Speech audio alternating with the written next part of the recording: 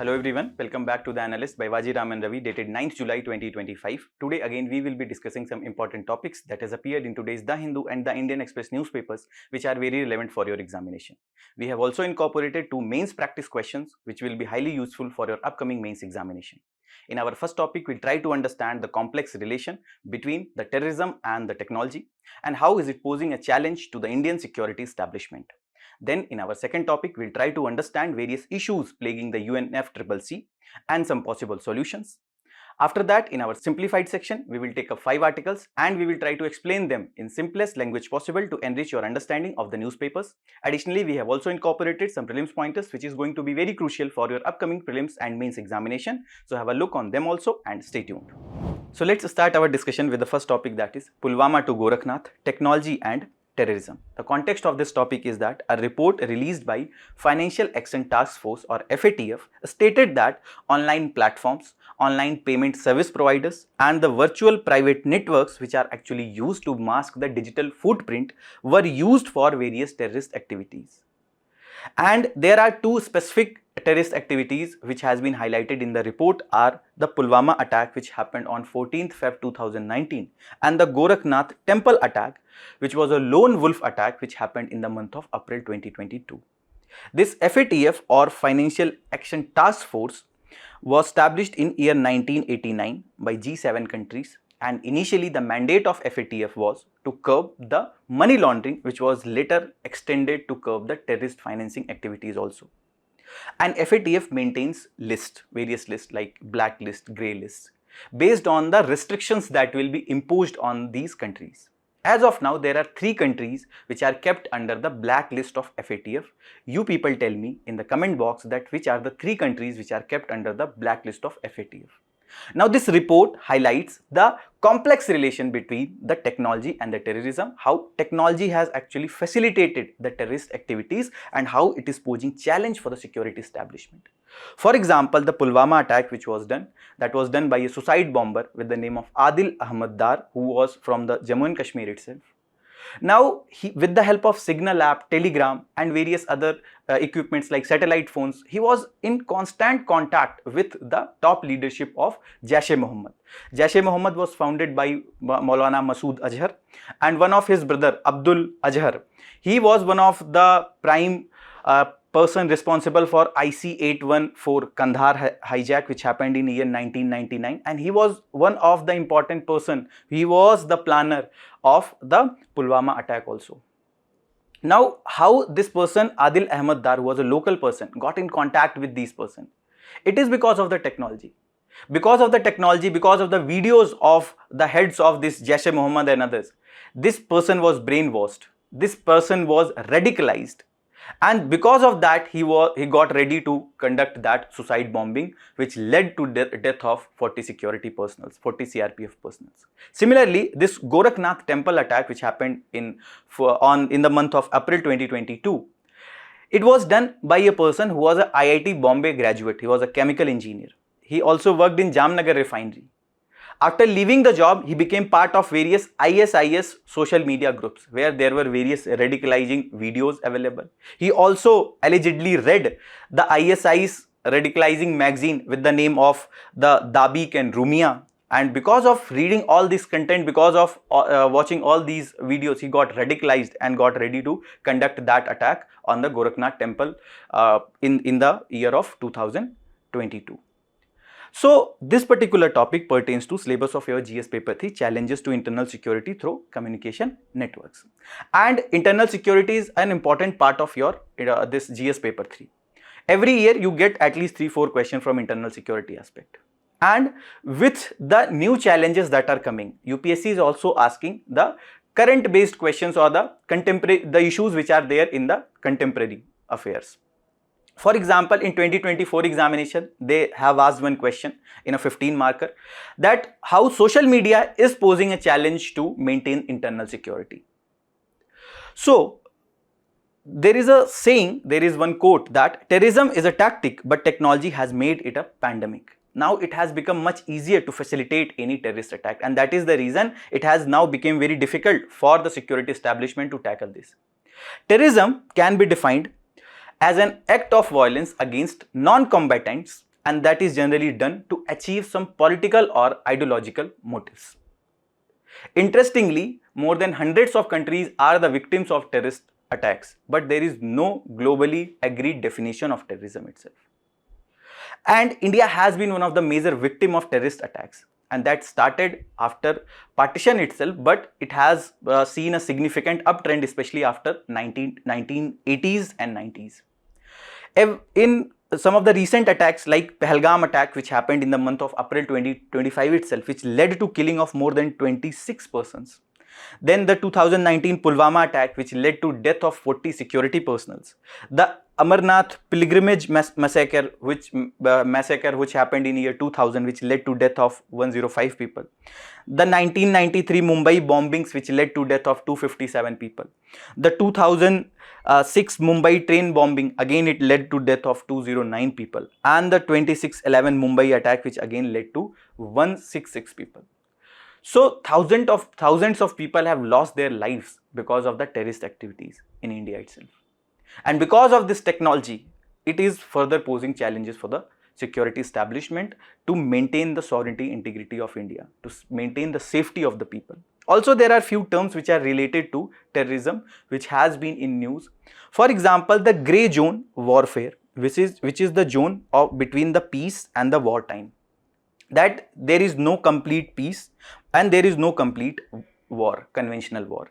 Here, the various state and non-state actors actually takes various actions like cyber attacks, disinformation campaigns, economic coercion, proxy actors. For example, there are various proxies which are facilitated, which are supported by Iran, which are based in Iraq, etc.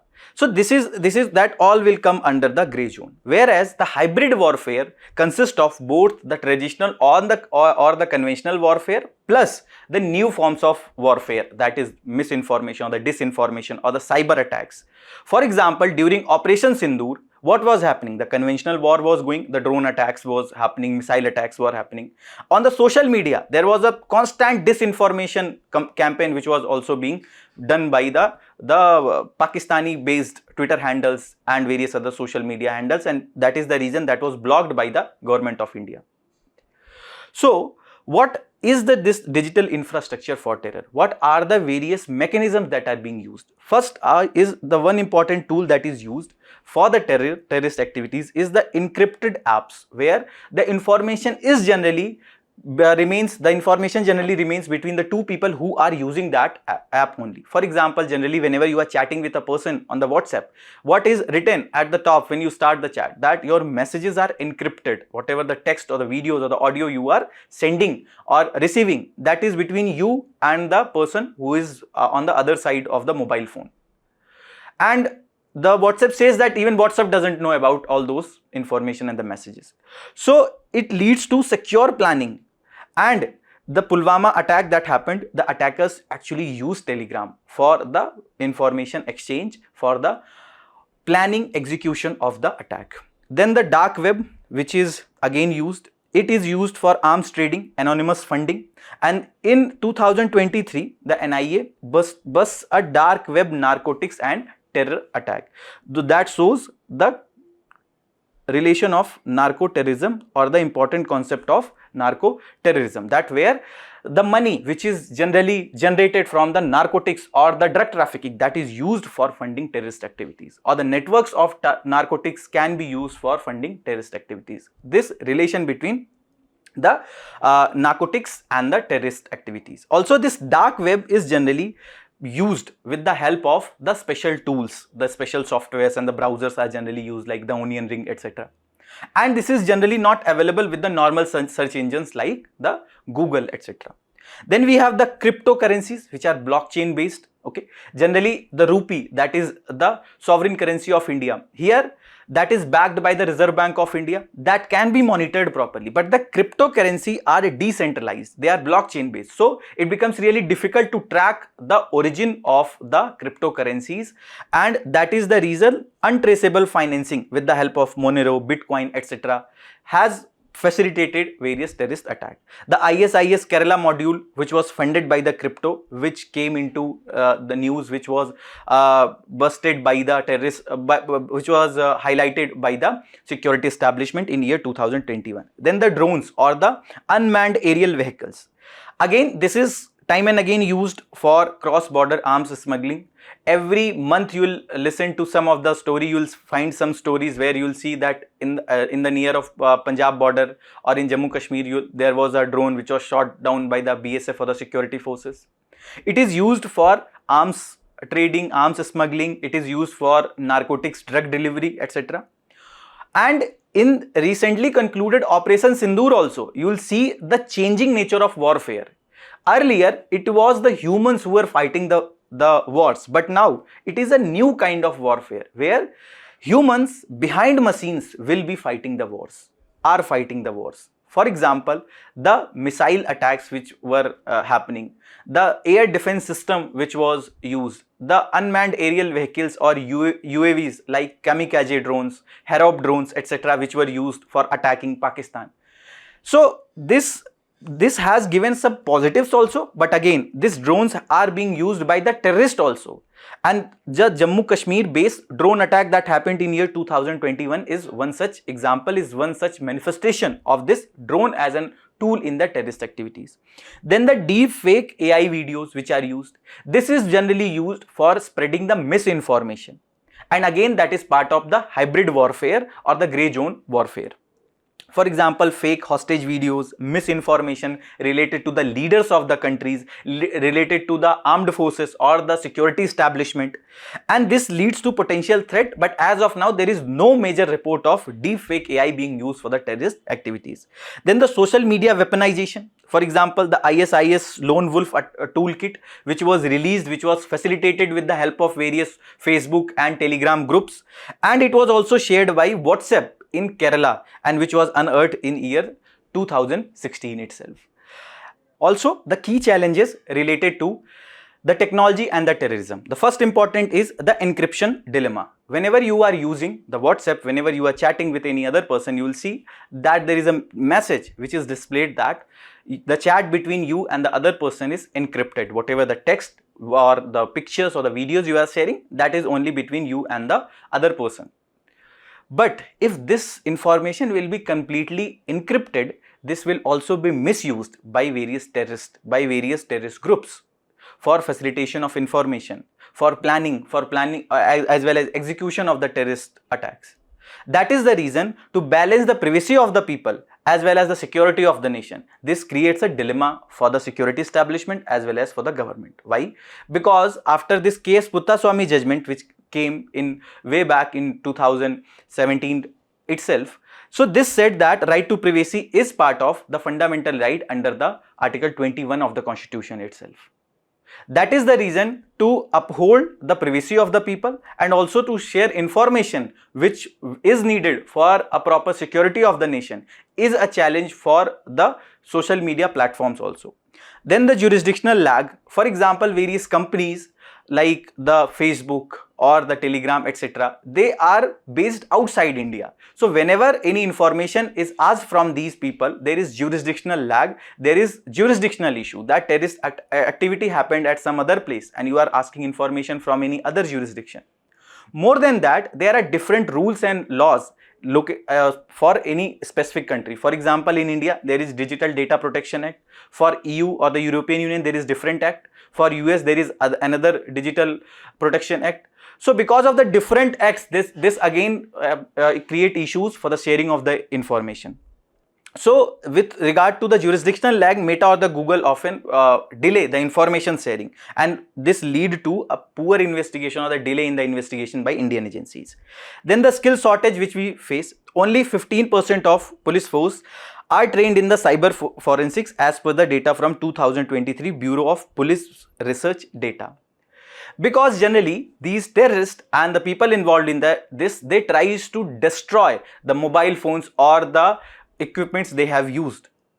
But we need such kind of skilled persons who can retrieve information even with a mobile phone which is partially or to a larger extent burnt or destroyed. to ensure that we are getting the complete information about the terrorist activities. So lack of proper skill and lack of proper training of the police forces, lack of proper forensic labs has created problems to addressing these kind of challenges which are being posed by the technology for the terrorist activities. Then the low cost and the high impact. With more advanced technologies coming, with better production capacities of the companies, the price of these products like UAVs, drones, etc. is declining significantly. And now it has become much affordable for the terrorist group to afford these kind of technologies and go for a terrorist attack.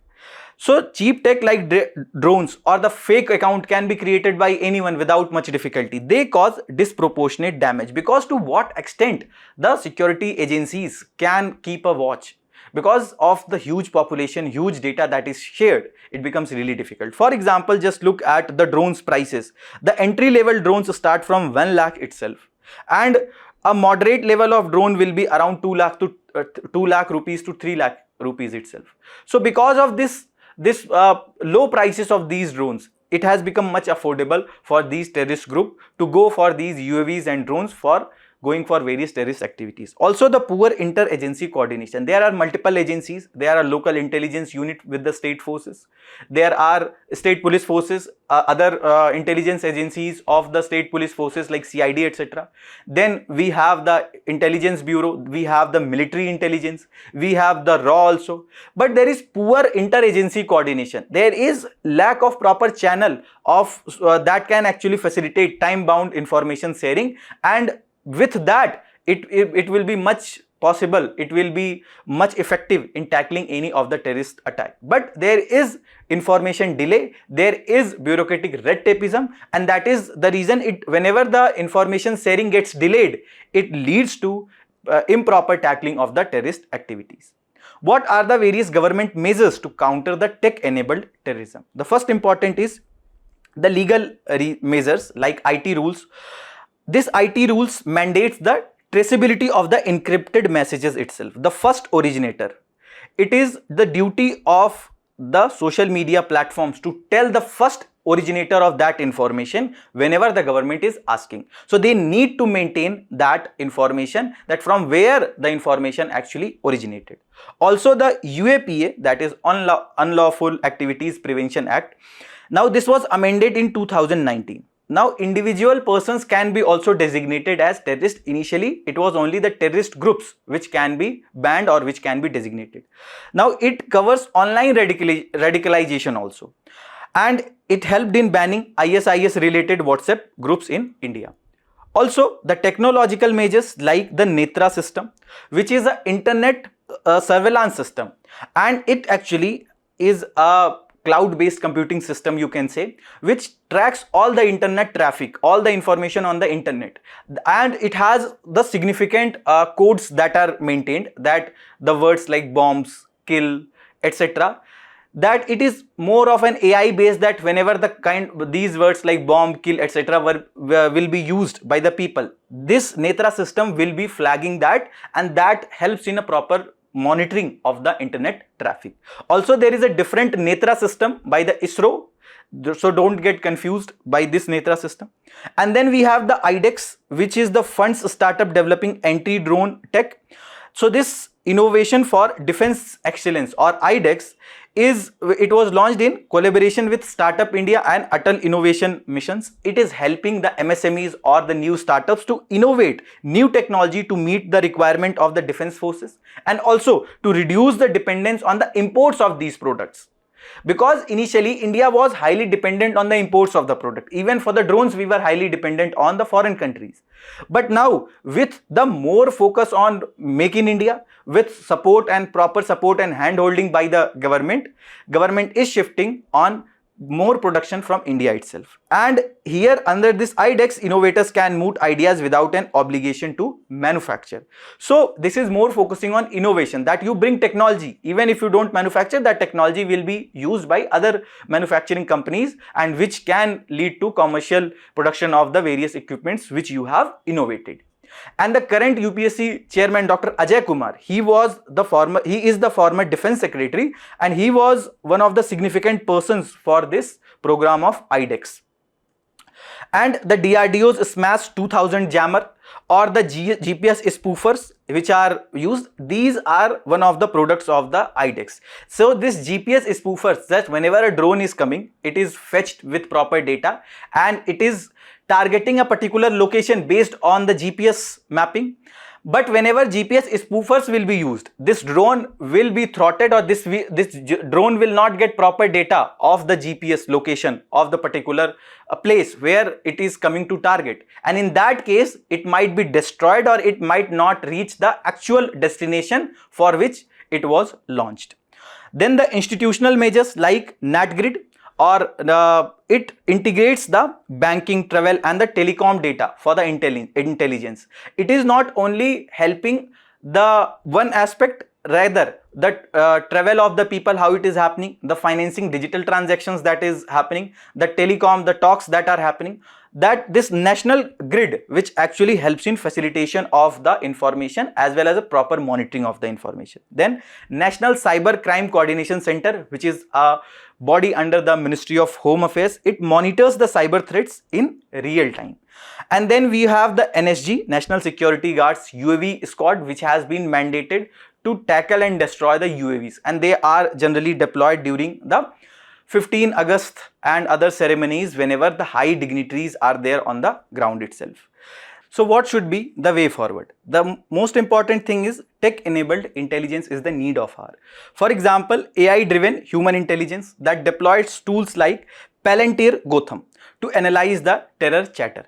This Palantir Gotham is a commercially available AI-ready operating system that improves and accelerates the decision making for the operators across various roles and across various domains. That this will help in analyzing that data, that okay, whatever the talks that they are doing, the people who are involved in the communication, can that be a threat to the country or not?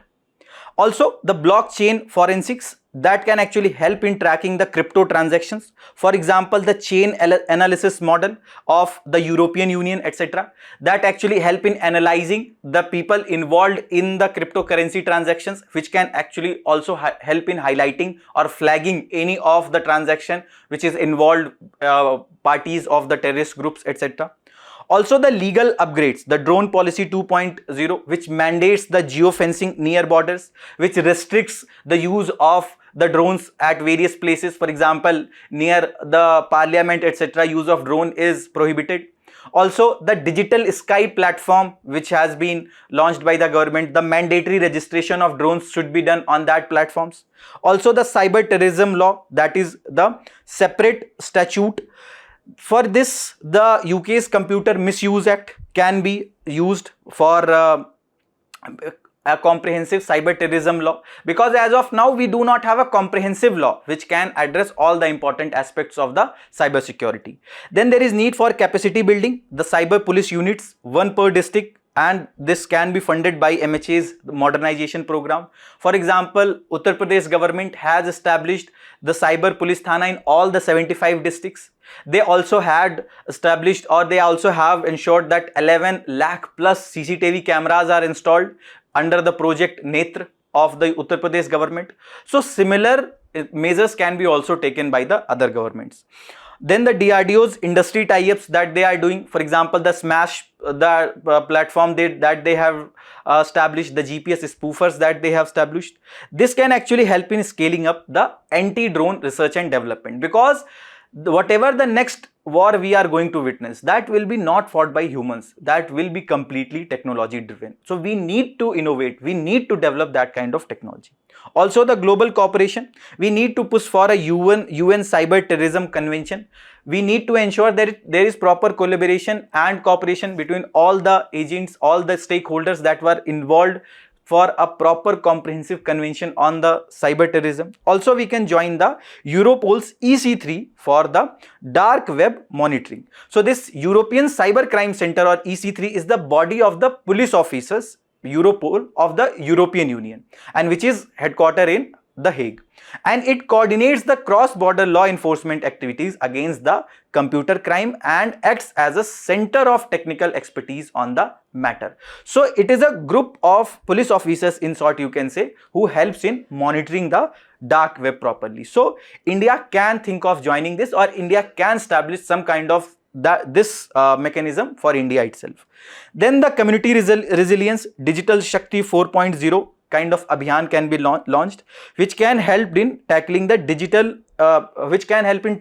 NGO-led counter radicalization in Jammu and Kashmir and Northeast. Because our national security advisor Mr. Ajit Doval also said that India has another front to fight, and that is the civil society organizations or NGOs, which are also facilitating the radicalization or extremism. And this is a mains practice question that you people can write from this topic, and this was the question that I was talking from the 2024 mains examination. Moving towards our next topic, that is reforming UNFCCC process. The context of this topic is that in the explained section of today's Indian Express, there is a write-up which appeared focusing on the credibility crisis faced by UNFCCC in recent years. And this particular topic pertains to syllabus of your GS paper 2, grouping and agreements involving India and or affecting India's interests, effect of policies and politics of countries on India's interest, and international treaties and agreements, as well as it also pertains to syllabus of your GS paper 3, environmental pollution and degradation. So this UNFCCC or United Nations Framework Convention on Climate Change is an international environmental treaty which seeks to reduce the atmospheric greenhouse gas emission, and the main aim is to prevent the dangerous anthropogenic interference with the Earth's climate system. And its headquarters is in Bonn, Germany. And genesis of UNFCCC can be seen from the 1992 Earth Summit which happened in Rio de Janeiro, and the treaty was adopted in year 1994. There, under this Rio Conventions or in the Rio Earth Summit, there were three main organization or convention. One was Convention on Biological Diversity or CBD, which wants to facilitate the proper sharing of the biological resources. And then we also have the United Nations Convention to Combat Desertification, which wants to limit the desertification or the loss of soil. The signatories of the UNFCCC, almost universal membership is there, 198 parties are there, including India being party to this UNFCCC. The main aim, as we said, that to prevent the dangerous human interference with the climate system, to prevent the greenhouse gas emission, also to prevent the global warming, to ensure that the global temperature is well below 2 degrees Celsius as compared to the pre-industrial levels. It has also various other conventions under UNFCCC. For example, Kyoto Protocol, which was accepted in year 1997, and the Paris Climate Agreement in year 2015. Under this Kyoto Protocol, there are different mechanisms, like it categorizes countries into different categories, Annex 1, Annex 2 countries based on their developing or the developed status. And then it focusing on the common but differentiated responsibility that countries which are developed, which has emitted more greenhouse gases, they have a greater responsibilities. They need to fund the better activities or the activities in other countries which can help in shifting to the renewable sources. The joint mechanism, clean development mechanism, etc. are there under the Kyoto Protocol.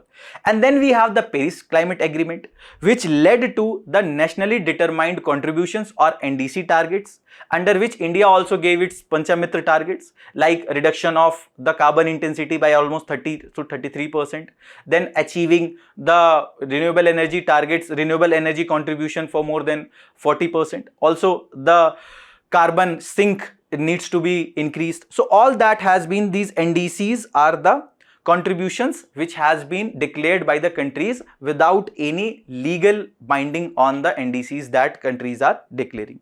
And that is the reason there is need for reform, because of the underwhelming outcomes, because of the NDC contributions, because of the self-declaration, because of lack of proper binding agreements, there is poor outcomes that are coming. We are still doing the greenhouse gas emissions, we are still polluting the environment, still the global temperatures are increasing, and the negotiations that are happening between the countries, because it is more or less based on consensus, it has failed to deliver any action against the global warming.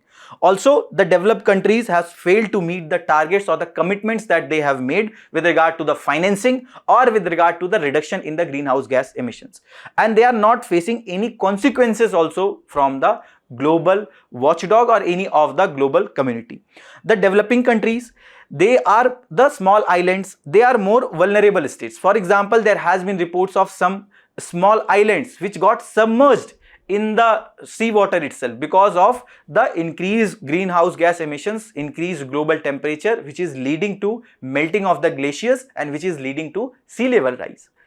And because of this, the poor grievance redressals of the developing countries, their concerns are sidelines. The world is not looking up to their concerns. Also, the withdrawal of the major players. For example, the US President Donald Trump has declared that he will be coming out of the Paris Climate Agreement because he said that it is discriminatory and it is giving more burden to US. And because of this threat to withdrawal from the climate talks, it is creating a challenge of financing in future for the climate change related activities, that how can we address the climate change. Also, the trust deficit and inclusion crisis. That UNFCCC processes have been criticized for long overlapping agendas, non-transparent decision making and disproportionate influence of rich countries and fossil fuel lobbies. So what happens that there is lack of transparent decision making, the consensus that generally the UNFCCC wants to bring, there is no proper mechanism how that consensus will be brought. Also, the agendas are also always in a long term. There are lack of short term goals which countries should target or which should be first that should come after the meetings, and that should be the prime target, that in short term 2 years 3 years that countries needs to achieve this. It is more focused on the long term agendas, and that can be one of the reasons for poor outcomes or the poor results that we are seeing. More than that, there are various countries where various fossil fuel based companies, they funds the elections of the various political parties. They also lobby, they act as pressure groups against the shift towards the renewable energy, against shift towards achieving various targets of the NDCs, etc. So that also creates a problem, and that is one of the reasons why we need the reforms. So what are the some major challenges that are plaguing the UNFCCC process? First is this consensus based decision making. Every country has a veto power that leads to weak and vague outcomes. They are always subjective. There is lack of proper objective criteria or lack of proper targets that in 2 years, 3 years this target needs to be achieved. Or there is limited inclusion. The countries are generally part of that. The civil society organizations, which are an important part of the society today, who have a better knowledge of the climate change that is happening, who have better knowledge of the issues and the reforms that can be incorporated to undo the climate change or to address the issues that are coming from the climate change, they are not part of the talks. And the small delegations, generally even when the country is being represented, there are small delegations, and vulnerable countries have a poor voice in these kind of the consensus based delegations which are coming, or poor the decision making that is happening. Also, the influence of polluters that are witnessed, the strong lobbying which is done by the companies which we have just discussed, they actually help in lobbying in the conference of parties meeting. This COP or the conference of parties is the highest decision making body in the UNFCCC. Then the venue controversy. Some of the COP meetings happened in oil-rich countries like Dubai, which is there in UAE, and the Baku, the COP 29, which recently concluded in Azerbaijan. So again, these oil-rich countries, when they are hosting the UNFCCC meeting, COP meetings, then again this leads to a conflict of interest, that how the country is going to support or how the country is going to fund or give a voice to the mechanism which are focusing on shifting towards the renewable energy or shifting towards the less use of fossil fuels. Then lack of binding commitments, there is no enforcement mechanism, there is lack of proper monitoring or oversight mechanism under the UNFCCC based on which it can be monitored well. Also, the north-south divide which is witnessed. The voice of global south is generally less listened in these kind of platforms. So that again leads to more burden being faced, or the more issues being faced due to climate change by these countries, the increased cases of tropical cyclone disasters that are coming because of warming of the ocean, because of increasing the sea level. All this is not being heard properly. So what should be done? What should be the way forward? We need to streamline agenda and the participation. We need to simplify the negotiation agenda so that all the countries can understand, they can be part of that. Also, we need to remove the duplicate or the repetitive items. We need to limit the delegation size, but it should be comprehensive, it should be diversified, that civil society organizations can be also part of that. And because overcrowded meetings and long-winded speech delay the processes, delay the decision making. And there is need for promoting the digital access, better information sharing with the increased integration of the information. Then we need to ensure the inclusive representation, the observer group, civil society and the small developing nations in the negotiation should be incorporated. Also, the Brazil's COP30 reform push. The Brazil is going to host the next COP meeting in upcoming November month itself. So they are leading with the agenda focus, that there should be a proper agenda. They are focusing on agenda to avoid dilution. They are focusing on better coordination with other UN bodies, and they are also advocating for strong multilateral action platforms, and that will actually help in focusing on 30 action areas which can actually help in addressing the consequences of the anthropogenic emissions that are happening. Then the climate finance targets which are missed, for example $100 billion per year was promised by 2020, that remains undelivered. And especially the new mechanism which has been launched under the COP29. It will be good to see that how the developed countries and the world is going to fund those mechanisms. So again, for this we need a proper, so the most important thing that is the need of first of all, the global world as well as the countries needs to understand that climate change is one of the pressing issues and world is facing severe consequences due to the climate change. So until and unless the importance of the issue will be understood, the countries will not be giving the funds in a time-bound manner. So the issue needs to be understood, and for that diplomacy, coordination, collaboration needs to be done. So this lack of proper funding is weakening the trust of this mechanism. We need to ensure that funds are being properly made available. The private etc. contribution needs to be increased. Also, there is need for demand for the scaled up finance, that developing nation seeks $1.3 trillion per year with transparent tracking mechanism. So developing nations need this fund. This should be funded, but there should be a proper tracking mechanism, that funds are being used for what purpose, for what projects these funds were actually used, and how much they have actually materialized into the improvement in the greenhouse gas emissions or reduction in greenhouse gas emissions, or how much it has helped in reducing the global temperature or the temperature at that place. And there is need for fixing the consensus deadlock. We need to reform the veto heavy decision systems, that it can be some reforms that can actually help in that veto will only be used by some countries or a group of countries, then it will be taken into account. And we need to also reduce the fossil fuel based companies lobbying, right? And also we need to rebuild global trust in UNFCCC, and the negotiations needs to be made transparent, science driven, data driven, digital driven and equity focused, that everyone has an equal voice, whether it is smaller countries or the larger countries, or a small or the least developed country or a developed country. Everyone have an equal voice. Their concerns should be listened properly. This can actually help, this will actually help in making this country more, and this world more broad-based and inclusive. This is a mains practice question that you people can write from this topic. Moving towards our simplified section, that is what will be the effect of rising military spending. This is related to your GS paper 3, mobilization of resources, planning and defense. And this has appeared in today's The Hindu page number 10. So the Stockholm International Peace Research Institute, or SIPRI, which tracks the global production, global spending on the defense equipments, tells that the global military spending was $2718 billion in year 2024, which is 9.5% increase year on year, and it has increased since 1988 with the Russia-Ukraine war, Israel-Hamas or Israel-Gaza conflict mainly contributing to it.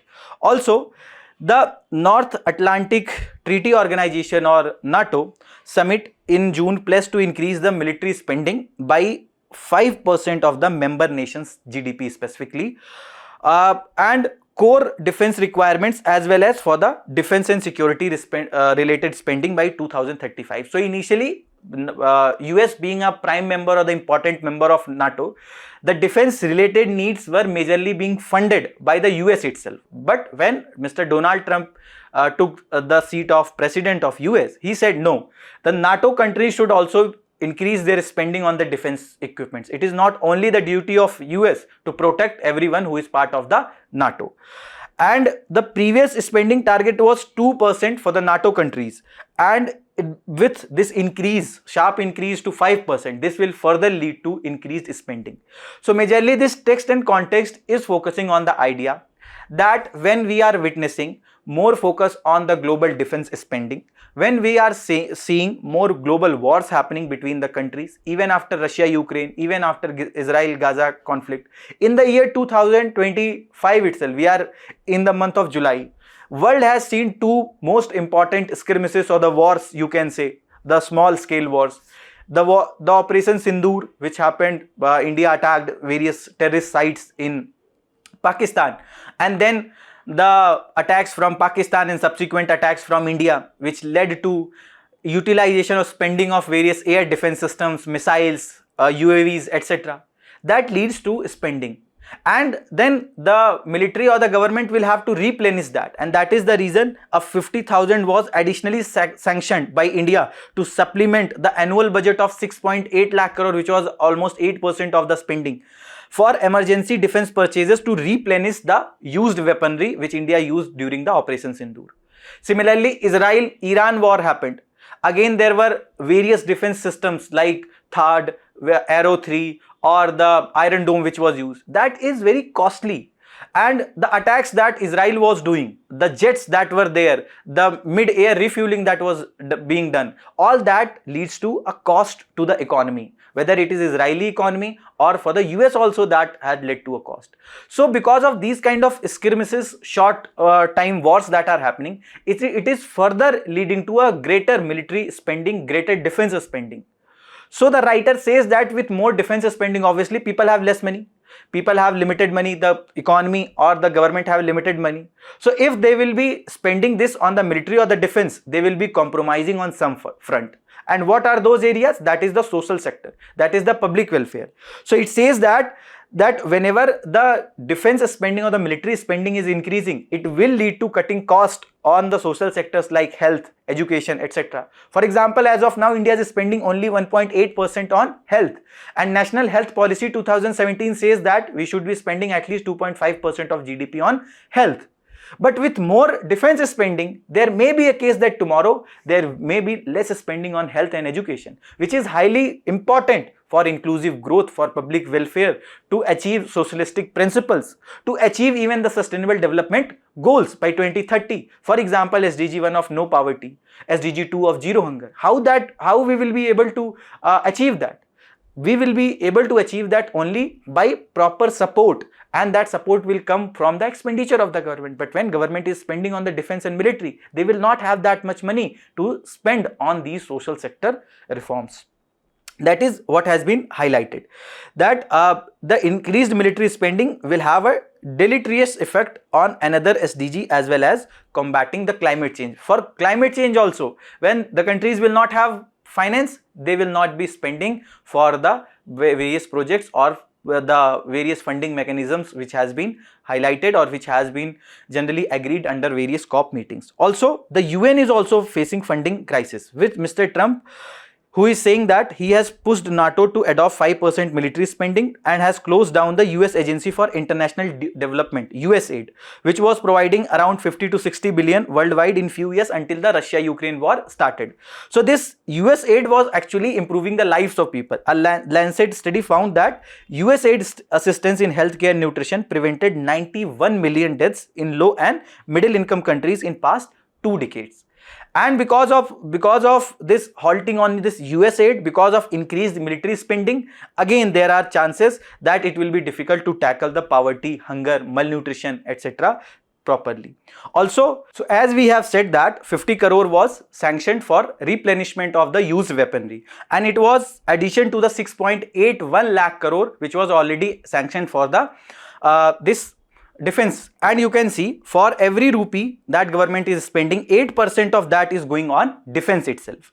So the writer says that to put in perspective, the funds that were allocated for the center for the Ayushman Bharat Yojana or Ayushman Bharat Health Insurance, which covers 58 crore people, was 7,200 crore, and this is the highest such scheme, the highest coverage scheme in the India. And India spends 2.3% of GDP on military, whereas public expenditure on health is only 1.8%. And the more of other countries, the developed countries, are almost contributing or spending 10% of their GDP on health itself.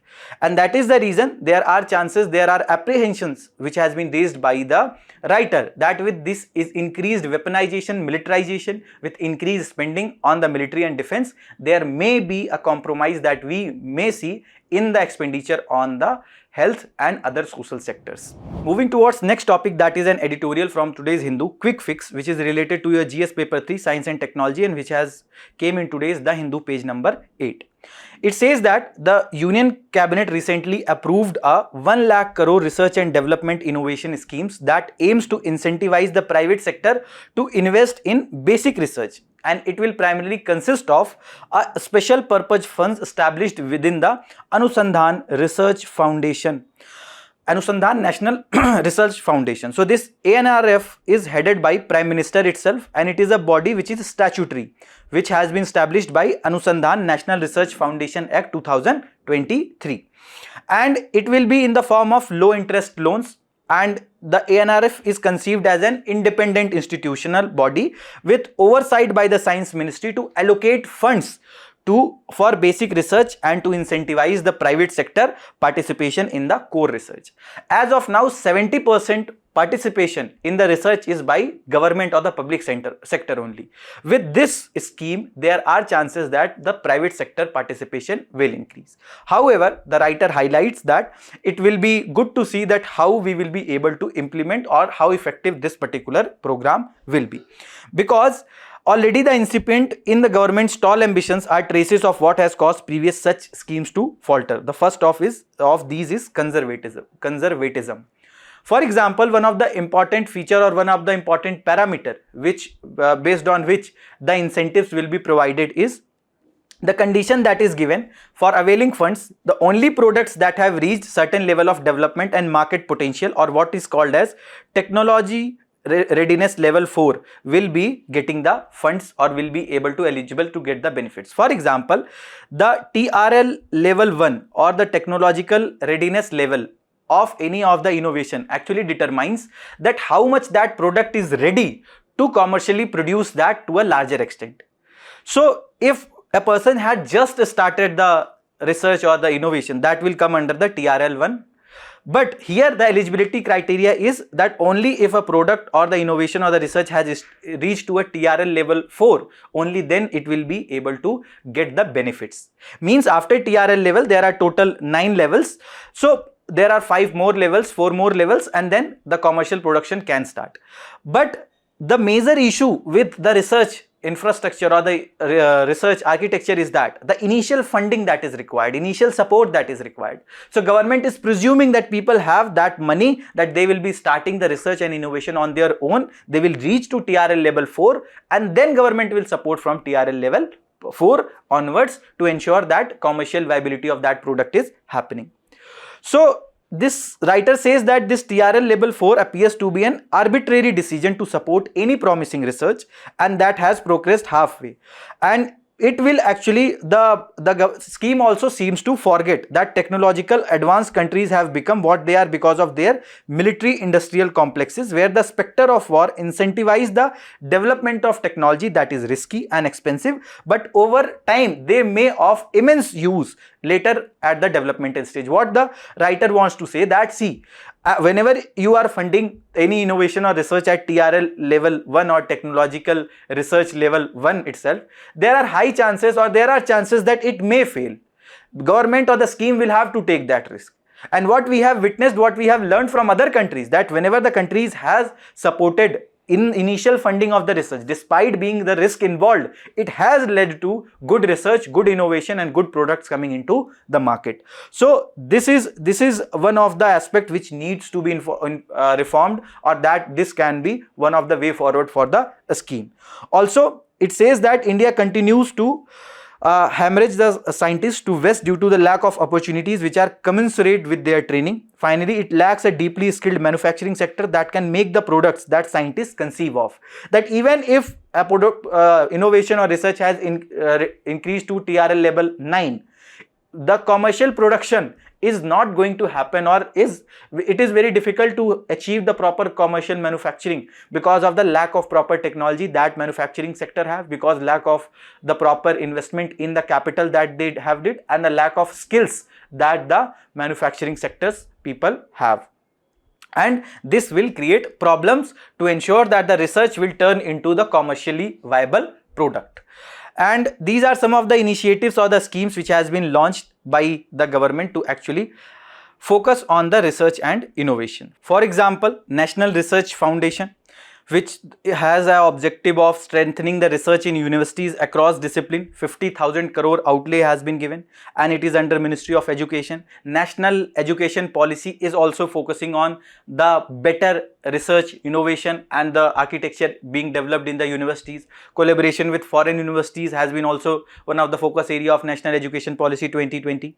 Then PMSTIAC, that is Prime Minister's Science Technology Innovation Advisory Council, which guides the national missions in cutting edge research like quantum computing, AI, clean energy, and clean energy manufacturing is one of the focus area of this year's budget 25-26 also. And the key agency, or it is under Office of Principal Scientific Advisor. And then IMPRIT, impacting research, innovation and technology.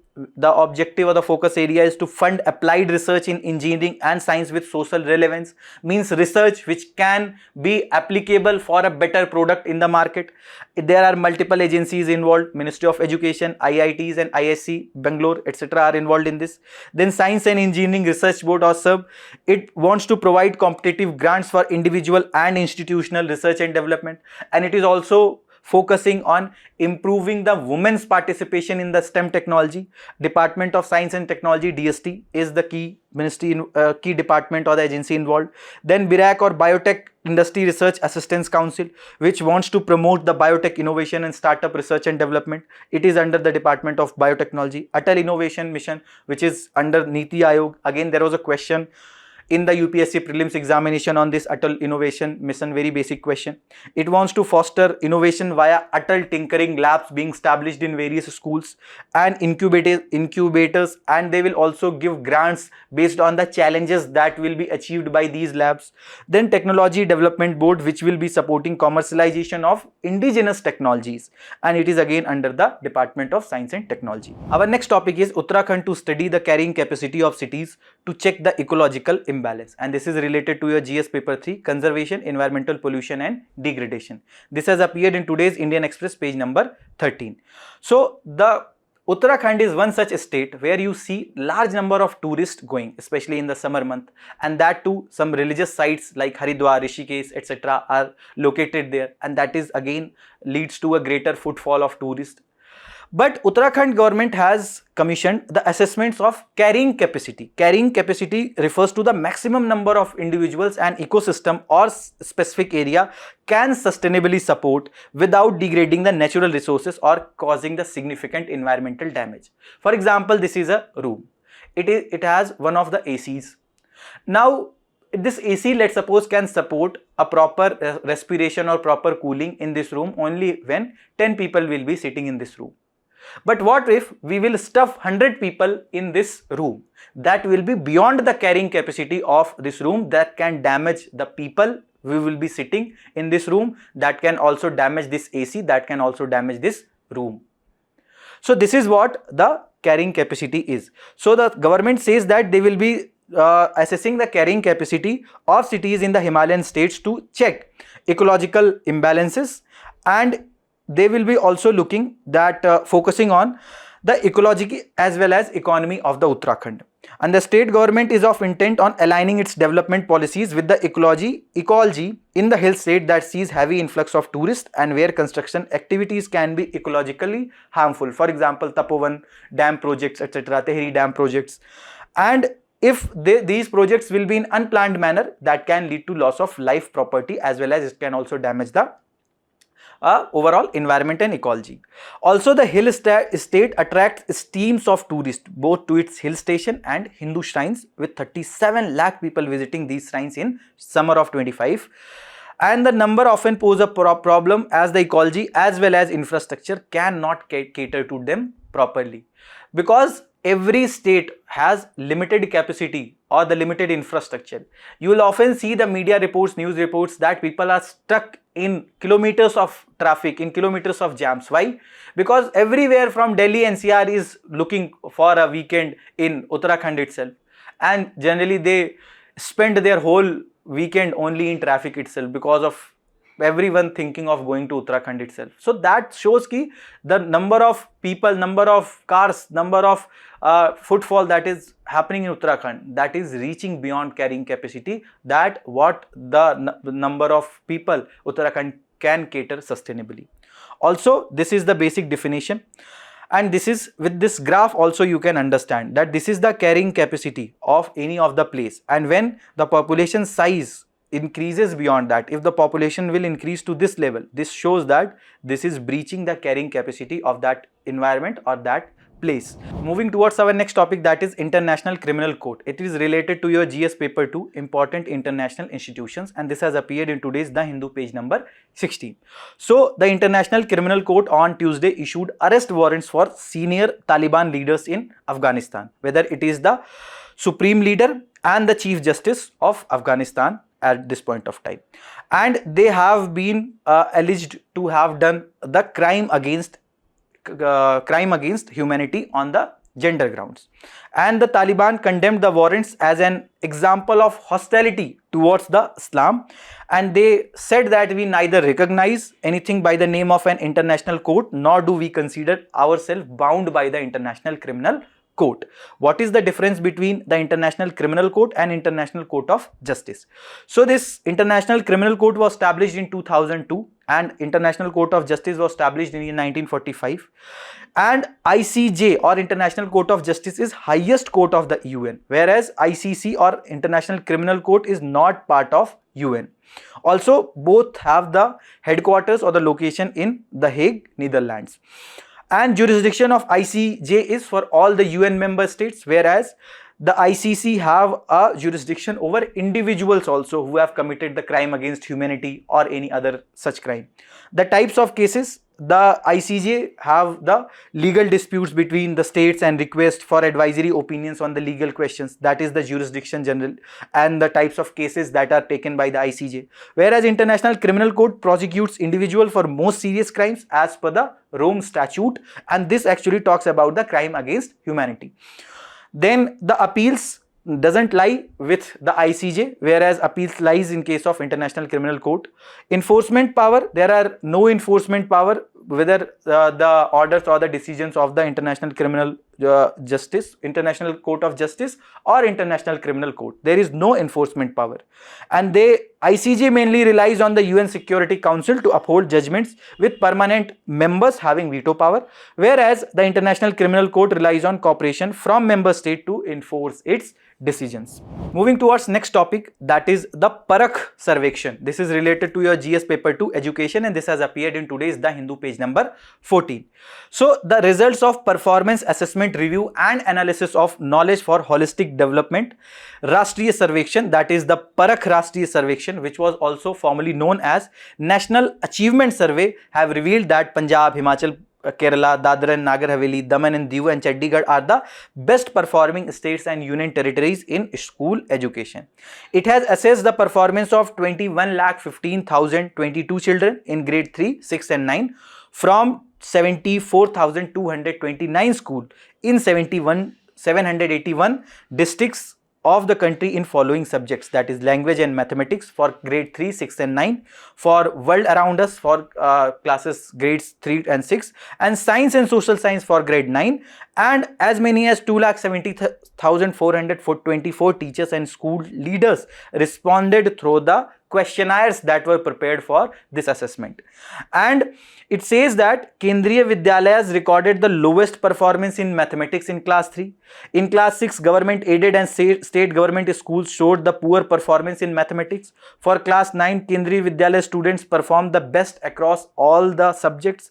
So these results can be used for in the mains examination for substantiating your answers, the various parameters as well as the various results of the particular this survey which was conducted. Also, there is this annual status of education report ASER, which is conducted by NGO Pratham. It also gives report about the learning outcome of the people, cognitive ability of the students, and it said that 24 report that government school students from class 1 to 8 reading ability, basic maths has improved. Also, it shows the remarkable recovery in learning levels in government schools.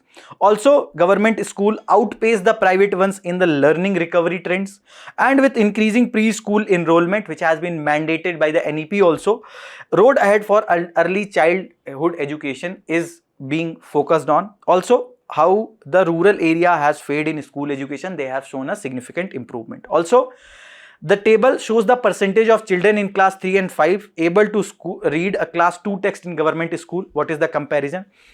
For the class 3, percentage children reading at class 2 level, it has improved to 23.4% in 24, starting from 20.9% in 2018, and it dipped during the COVID period.